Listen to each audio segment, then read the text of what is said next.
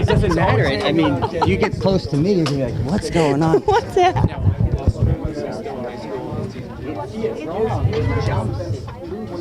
I'm like, dude, I can't do it.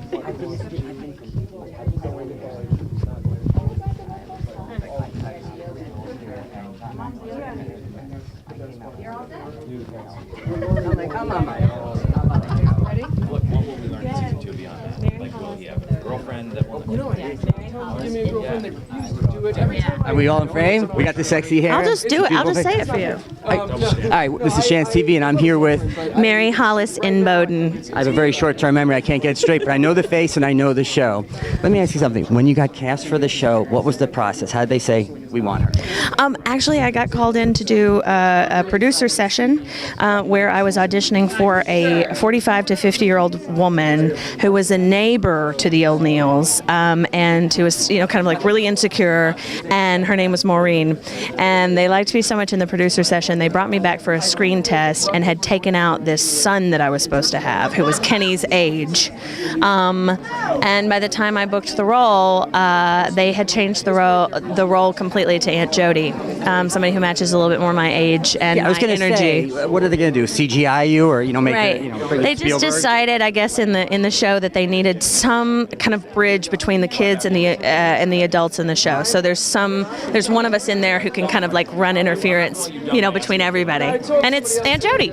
That's kind of me in real life. I'm not an adult yet. I'm working on it, and I still don't fit perfectly with the kids. I think I'm stuck, but you nail it. Yeah. While you were playing that role, when did you feel comfortable and start to become Aunt Jody? I mean, from the very beginning, our writers are so great, and definitely started observing us from the tip top. From even like while we were working on the pilot, and we got together for a couple of rehearsals, and our chemistry was so instant between the six of us, and we all just kind of fell in. I mean, I think that they did an amazing job with casting the show, and we all, without knowing each other, without testing together. Yeah, there was no chemistry read, I heard. That's really crazy for a huge network. And we all fell in together and just started working, and they started writing to that immediately. And so my character, because I was in such a shift going from crazy neighbor Maureen to Aunt Jody, they just started looking at me with the kids, and it was natural. I would like to see crazy neighbor Maureen as well, though. I could see her hanging over a fence throwing like turkeys and stuff. She would have been a blast. Luckily, I was just a little bit too young for that.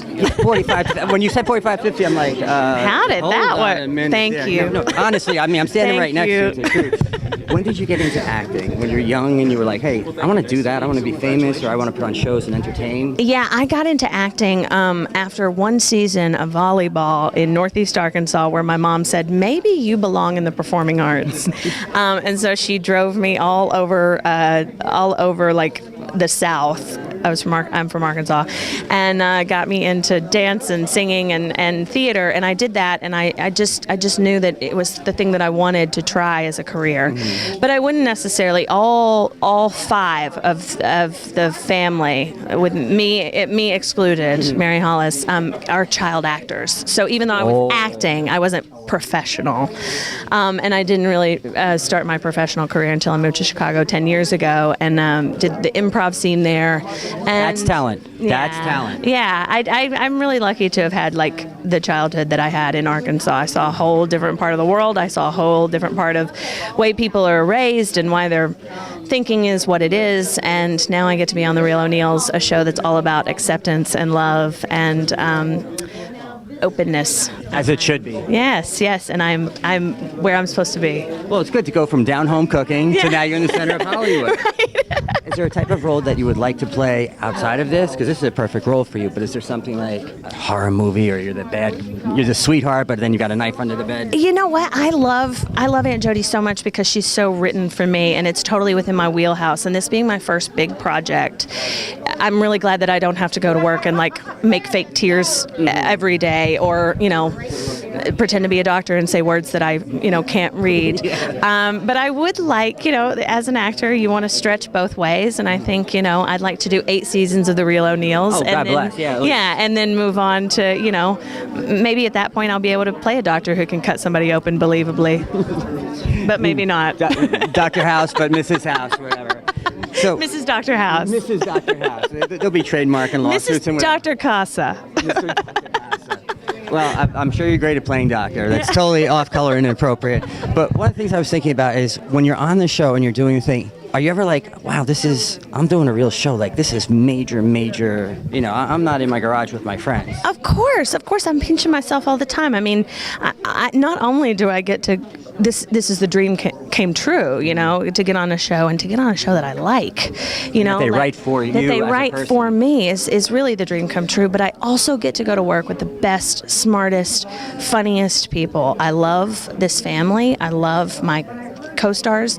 They teach me something every day. I am not blowing smoke. They are the best ensemble put together, and our crew is amazing, and I learn something every day, and I laugh a lot every day, and I'm on a show that I love. I love the message of. I love that I get to tell part of that story. I love coming from where I come from and getting to tell part of that story. A lot of my friends in Arkansas, watch the show because I'm on it, but started watching the show because they fell in love with it. Yeah. And that feels really special. Well, special last thing. Somebody was singing over there on the other side. What was that about? We were just doing a little karaoke. It's a pastime of mine. It's an Arkansas thing. I wouldn't understand. Billy Ray was a preacher's son, and when his daddy would visit, he'd come along. When they gathered, that one. You killed me with that already. I was going to go into it. We could have done like 10 verses. Okay. Lastly, how do people find you?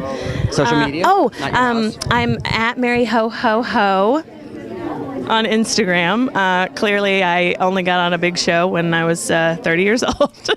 Mary Ho Ho Ho on Instagram, Mary Hollis on Twitter. Or you could probably find me on Match or Tinder or eHarmony. I'm on all of them. Craigslist. Just Craigslist. Anything goes section, whatever. We got a live one. I'm going to look Find for me that. anywhere. Or maybe a karaoke bar. Right, a You're karaoke awesome. bar. Nice to meet you. Congratulations on everything. Thank you so All right. much. My Thank pleasure. you.